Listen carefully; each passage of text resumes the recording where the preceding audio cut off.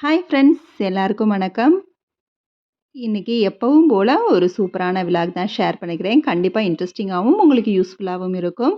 அதுக்கு முன்னாடி என்ன இதுவரைக்கும் சப்போர்ட் பண்ணவங்களுக்கும், இந்த வீடியோ பார்த்துட்டு இருக்கவங்களுக்கும் ரொம்ப ரொம்ப நன்றி. இந்த வீடியோ உங்களுக்கு யூஸ்ஃபுல்லா இருக்குதுன்னு நெனச்சா கண்டிப்பா லைக் குடுக்க மறந்துறாதீங்க. அதோட உங்க ஃப்ரெண்ட்ஸ் அண்ட் ஃபேமிலிக்கும் ஷேர் பண்ணுங்க. உங்களோட ஒவ்வொரு லைக்கும் இன்னும் ரொம்ப மோட்டிவேட் பண்ற மாரியும் இருக்கும். அதோட நம்ம சேனலையும் சப்ஸ்கிரைப் பண்ண மறந்துறாதீங்க.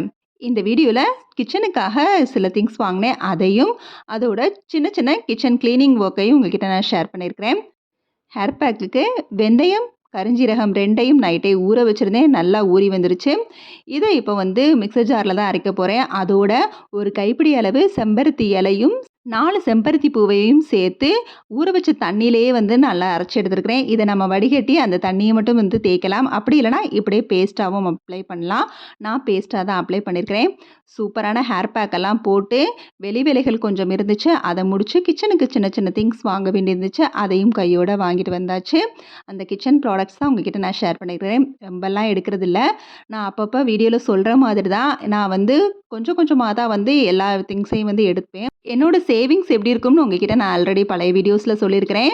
சில்லறையாக வந்து ஒரு உண்டியல்லையும், அப்புறம் ரூ. 10, ரூ. 20, ரூ. 50, ரூ. 100 இந்த மாதிரி தனித்தனியாக நான் வந்து சேவ் பண்ணுவேன். அதிலேருந்து தான் எனக்கு பிடிச்ச திங்ஸையும் வாங்கி வைப்பேன். அதோட அதை வச்சு நான் வந்து போஸ்ட் ஆஃபீஸ் வந்து பே பண்ணுறது, இந்த மாதிரி எல்லா விஷயமும் வந்து ஷேர் பண்ணியிருக்கிறேன். இந்த மாதிரி சேவிங்ஸ்லேருந்து தான் கொஞ்சம் அமௌண்ட் எடுத்துகிட்டு போய் கொஞ்சம் கொஞ்சமாக நான் ப்ராடக்ட்ஸ் வாங்கிட்டு இருக்கிறேன். ஹாட் பாக்ஸ்லாம் ரொம்ப நாளாகவே வந்து இல்லை. எது தான் வாங்கன்னே தெரியல, அந்த மாதிரி இருந்துச்சு. ஸோ இந்த தடவை பிஜிஎனில் ட்ரை பண்ணுவோம்னு சொல்லி பிஜிஎனில் வாங்கியிருக்கிறேன். எதுவுமே ஹீட் வந்து தங்கவே மாட்டேங்குது.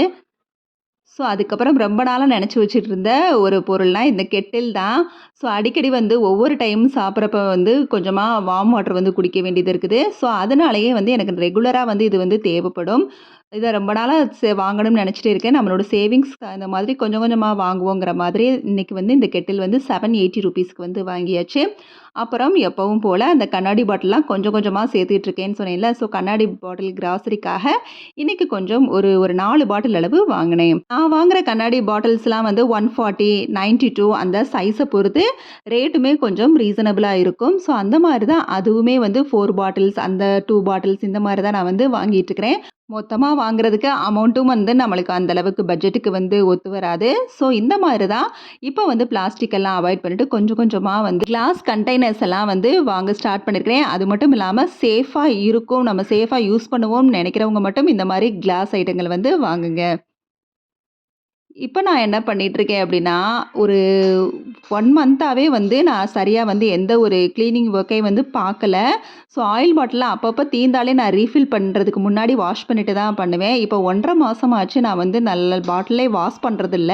ஸோ ரொம்ப எண்ணெய் பிசுக்கா ஆயிடுச்சு. ஸோ அதுக்காக வந்து நல்லா கொதிக்க வச்சு தண்ணி எடுத்து வச்சு அதில் விம் லிக்யூடையும் கொஞ்சமாக உப்பும் போட்டு வச்சு ஆயில் பாட்டில் இருந்த ஸ்டாண்டு எல்லாத்தையுமே வந்து, அது மட்டும் இல்லாமல் ஆயில் ஸ்ப்ரே பண்ணுற பாட்டில் கூட ரொம்ப நாஸ்தியாயிருச்சு. ஸோ எல்லாத்தையுமே அந்த சுடுதண்ணிக்குள்ளே தான் ஊற வச்சுருக்கிறேன். இது ஒரு 1 மணி நேரம் ஊறட்டுங்கிற மாதிரி சின்ன சின்ன வேலைகளை வந்து நான் பார்க்க ஸ்டார்ட் பண்ணிட்டேன். ஸோ நம்மளுக்கு வந்து எப்போவாவது ஒரு சில நேரம் வந்து இந்த மாதிரி அமைஞ்சிரும். நம்ம என்னதான் அப்பப்போ வந்து ரீஃபில் பாட்டில்ஸ் கழுவினாலும், இல்லை மிக்ஸி இந்த மாதிரி கழுவி வச்சாலும், ஏதாவது ஒரு சந்தர்ப்பத்தில் நம்மளுக்கு வெளி வேலைகள் அதிகமாயிரும், இல்லை வேறு ஏதாவது ஒர்க் வந்துக்கிட்டே இருக்கும். ஸோ அந்த மாதிரி நேரத்தில் நம்மளால் கிச்சனில் வந்து அதிக கான்சன்ட்ரேட் பண்ண முடியாது. சமைக்க, அப்புறம் பாத்திரம் வாஷ் பண்ண இந்த அளவோட நம்ம வேலைகளை வந்து முடிகிற மாதிரி ஆயிரும். ஸோ அந்த மாதிரி எனக்கு வந்து இந்த 1½ மந்த்ஸாகவே வந்து சரியாக வந்து க்ளீனிங்கே வந்து இல்லை. அப்பப்போ வேலைகளை வந்து முடிச்சுட்டு அப்படியே வந்து கிச்சனை விட்டு வெக்கேட் பண்ணுற மாதிரி தான் ஆகிடுது. ஸோ இன்றைக்கி தான் கொஞ்சம் டீப் க்ளீனிங்காக வந்து பண்ணிகிட்ருக்கிறேன். மிக்ஸி எப்போவுமே வந்து எந்த ஒரு பேஸ்ட்டாக இருந்தாலும் சரி, அதை ப்ரஷ்ஷில் வச்சு நல்லா வந்து தேய்ச்சி எடுத்துகிட்டு அப்புறம் ஈர துணியை வச்சு துடைச்சிட்டு காஞ்ச துணியை வச்சு துடைச்சிடலாம். அப்புறம் நம்ம அதிகமாக பண்ணுற தப்பு க்ளீனிங்னாலே வந்து மேலோட்டமாக வந்து முடிச்சிடுறோம். அது மிக்ஸியில் வந்து அடியிலையும் வந்து கொஞ்சம் தூசி இருக்கும், கொஞ்சம் ஏதாவது நம்ம அரைச்சதில் வந்து வடிஞ்சு போனது இருக்கும். ஸோ அதனால் நம்ம ரொம்ப ஈரத்தை வச்சு ப்ரஷ்ஷை வந்து தேய்க்கக்கூடாது. காஞ்ச ப்ரஷ்ஷாக வச்சு அடியில் வந்து நல்லா தேய்ச்சி எடுத்துகிட்டு லைட்டாக வந்து நல்லா வெட்டான துணியை வச்சு நல்லா துடைச்சி எடுத்துட்டா போதும். மிக்ஸிக்கு அடியிலையும் வந்து க்ளீன் ஆயிரும். இந்த சின்ன விஷயத்தை நம்ம கண்டிப்பாக தப்பு பண்ணுவோம். மேலோட்டமாக வந்து க்ளீன் பண்ணுவோம். ஸோ எந்த பொருளாக இருந்தாலும் ஃபுல்லாக டீப் க்ளீனிங் மாதிரி ஃபுல்லாக ஒரு ரொட்டேஷனில் வந்து நம்ம க்ளீன் பண்ணிடணும். வாட்டர் பாட்டிலுமே சும்மா வந்து வாஷ் பண்ணி அப்படியே விம் லிக்விட் போட்டு சுற்றி வந்து கழுவி விட்டுருவேன். ஸோ அந்த மாதிரி தான் இருந்துச்சு. இன்றைக்கி வந்து டீப் க்ளீனிங்காக உப்பு போட்டு அதுக்குள்ளே விம் லிக்விடையும் சேர்த்து நல்லா வந்து எப்போவுமே வந்து சும்மா ப்ரஷ்ஷை வச்சுலாம் நான் தேய்க்க மாட்டேன். பாட்டில்ஸ் கழுவுறதுக்குனே ப்ரஷ் இருக்கும்ல, அந்த மாதிரி தேய்க்காம நம்ம பாத்திரம் விளக்குற பஞ்சையே நல்லா வந்து வாஷ் பண்ணிவிட்டு அதுக்குள்ளே நல்லா பாட்டிலுக்குள்ளே விட்டு நீளமான ஒரு கரண்டியை வச்சு நல்லா உள்ளே தேய்ச்சி எடுத்தோம்னா நல்லா வந்து கரையெல்லாம் வந்துடும். நான் எப்போவுமே பாட்டில்ஸ்க்கு வந்து இந்த மாதிரி தான் நான் வந்து யூஸ் பண்ணுவேன். எனக்கு என்னமோ அந்த ப்ரஷ்ஷு வந்து பாட்டில் ப்ரஷ் வந்து எனக்கு சரியாக வந்து க்ளீன் பண்ணாத மாதிரி தோணும். ஸோ இந்த மாதிரி க்ளீன் பண்ணி பாருங்கள், ரொம்பவே வந்து யூஸ்ஃபுல்லாக இருக்கும். அதே போல தான் கவுண்டர் டாப்பில் நான் ஸ்டவ்வு பக்கத்தில் வச்சுருக்கிறது இந்த உப்பு கண்டெய்னர் மட்டும்தான். இந்த உப்பு ஜாடியுமே நான் வந்து வாஷ் பண்ணவே இல்லை. அப்படியே வச்சுட்டேன். ஒரு கட்டத்துக்கு மேலே வெளியில் வந்து நல்லா எண்ணெய் பிசுக்காக இருந்துச்சு. அதனால இந்த தடவைலாம் அந்த உப்பு பேக்கெட்டை உடச்சி அதிலேருந்து தான் நான் எடுத்து போட்டுட்ருக்கேன். இந்த உப்பு பாட்டில் மட்டும் அப்படியே இருந்துச்சு. ஸோ வெளியில் நிறைய வந்து ஆயில் அப்படியே எண்ணெய் பிசுக்காக இருந்ததுனால ஃபுல்லாக விம்லி கூட வச்சு சுற்றி தேய்ச்சி வச்சுருக்கிறேன். அப்புறமா வாஷ் பண்ணிக்கலான்னு சொல்லி. ஸோ இப்போ வந்து ஆயில் பாட்டிலையும் பார்த்தீங்கனாலே தெரியும் எந்த அளவுக்கு வந்து எண்ணெய் பிசுக்கு இருக்குதுன்னு. ஸோ அதையுமே வந்து திரும்பவும் விம்லி கூட வச்சு தேய்ச்சி எடுத்து நல்லா வாஷ் பண்ணி வச்சுட்டேன். நம்மளுக்கு கிச்சனில் அதிகமாக க்ளீனிங்க்குனாலே நம்ம என்ன பாத்திரம் விளக்குறதுக்கு லிக்விட் வச்சுருக்கோமே அதுவே போதும். அந்த லிக்விடை வச்சு எல்லாத்தையும் ஃபுல்லாக வந்து டீப் க்ளீனிங்கே பண்ணிடலாம். இந்த உப்பு ஜாடியுமே வந்து தொடவே முடியல. அந்த அளவுக்கு எண்ணெய் பிசுக்காக இருந்துச்சு. அந்த உப்பு ஜாடிக்கு கீழே இருந்த அந்த ஸ்டாண்டுமே பார்த்தீங்கன்னா ரொம்ப எண்ணெய் பிசுக்காக இருந்துச்சு. ஸோ அந்த அளவுக்கு இந்த வட்டம் நான் எதுவுமே க்ளீன் பண்ணவே முடியலை. ஸோ ஃபுல்லாக வந்து அதையும் க்ளீன் பண்ணிவிட்டு பாத்திரம் கழுவுற சோப்பு, லிக்விட் இதெல்லாம் வைக்கிற ஸ்டாண்டு அதுவும் வந்து ரொம்பவே மோசமாக இருந்துச்சு. அதையும் வாஷ் பண்ணி வச்சுட்டேன். ஸோ இந்த மாதிரி நம்ம கிச்சன் க்ளீனிங்கில் வந்து எல்லா விஷயத்தையும் ஒரு இம்பார்ட்டண்ட்டாக எடுத்துக்கணும். சின்ன விஷயம் தானே, இதில் போய் என்னத்தை க்ளீன் பண்ண அப்படிங்கிற மாதிரி, ஸ்விட்ச் பாக்ஸ் தானே இதில் என்னத்தை க்ளீன் பண்ண அப்படிங்கிற மாதிரி நினைக்காம ஈரம் அதிகமாக படாமல் சுற்றி வந்து நம்ம சர்ஃப் பொடியை கூட தண்ணியில் போட்டு நல்லா கலந்து அந்த ஃபோம் அந்த முறையை மட்டும் வச்சு கூட நம்ம லைட்டாக ப்ரெஷ்ஷை வச்சு தேய்ச்சி எடுக்கலாம். அப்படி இல்லைனா லைட்டாக பேஸ்ட்டை வச்சு ஃபுல்லாக சுற்றி வந்து தேய்ச்சி எடுத்துகிட்டு லைட்டாக அப்படி ஈரம் இருக்கிற மாதிரி இருக்கணும், துணியில் ஈரம் இல்லாத மாதிரி அந்த மாதிரி துணியை வச்சு நல்லா தொடச்சி எடுத்துட்டோம்னா ஸ்விட்ச் பாக்ஸுமே நல்லா பளிச்சுன்னு இருக்கும். ஸோ கிச்சனில் இருக்க ஸ்விட்ச் பாக்ஸே நான் வந்து க்ளீன் பண்ணிட்டேன். அதுக்கப்புறமா எல்லாத்தையுமே வந்து க்ளீன் பண்ணதுக்கப்புறம் மெயினாக நம்ம பண்ண வேண்டியது இது வந்து நான் எப்படி பண்ணிகிட்டு இருந்தேன்னா ஈரத்துணியை வச்சு துடைக்க லைட்டாக வந்து எந்த இடம் எனக்கு கரையாக இருந்துச்சோ அதை மட்டும் அப்படியே லிக்விட் போட்டு துடைக்க அந்த மாதிரி தான் க்ளீன் பண்ணிகிட்டு இருந்தேன். ஸோ இன்றைக்கி வந்து டீப் க்ளீனிங்காக பண்ணிடலான்னு சொல்லி தான் விம் லிக்விடு லைட்டாக அதுக்கு முன்னாடி உப்பை வந்து தெளித்து விட்டுருந்தேன். ஃபுல்லாக அங்கங்கே வந்து தூவி விட்டுருந்தேன். அதோட லிக்விடையும் சேர்த்து தண்ணி ஊற்றுனதுனால நல்லா வந்து தேய்ச்சி எடுத்துட்டேன். சம்டைம்ஸ் வந்து ஷாம்பு வச்சும் க்ளீன் பண்ணுவேன். ஷாம்பு வச்சு க்ளீன் பண்ணுறப்ப நல்லா அந்த ரூமே வந்து வாசமாக இருக்கும்.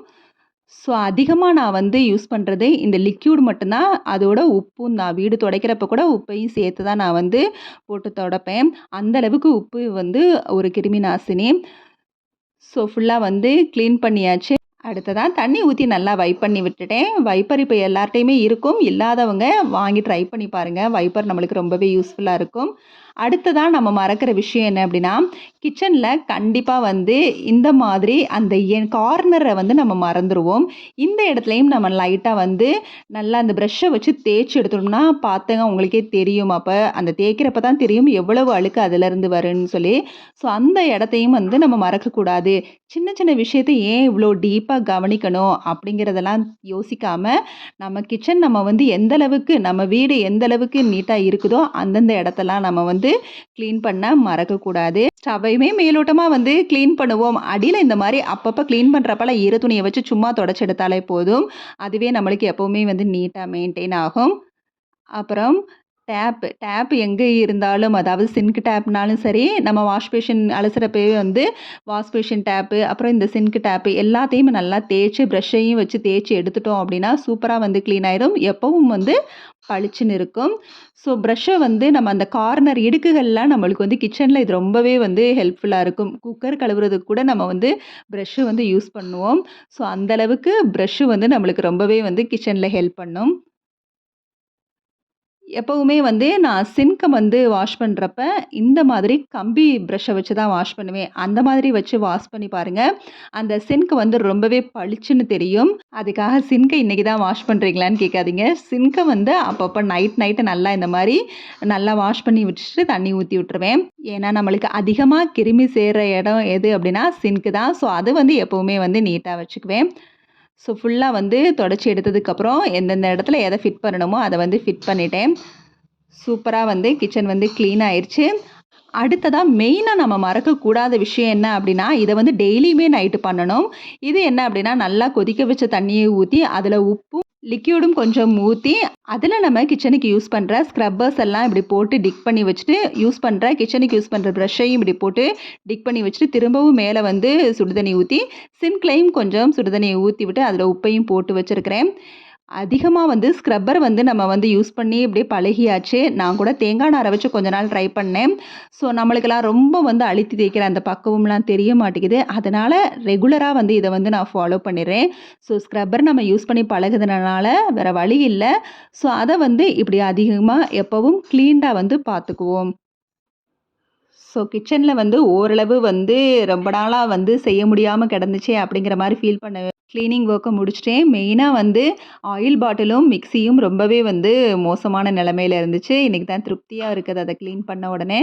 கண்டிப்பா கிளீன் பண்றப்போ நீங்களும் சின்ன சின்ன விஷயங்கள நோட் பண்ணி கிளீன் பண்ணுங்க. இந்த வீடியோல நிறை குறை இருந்தா கண்டிப்பா கமெண்ட்ல சொல்ல மறக்காதீங்க. ஓகே, பாய்.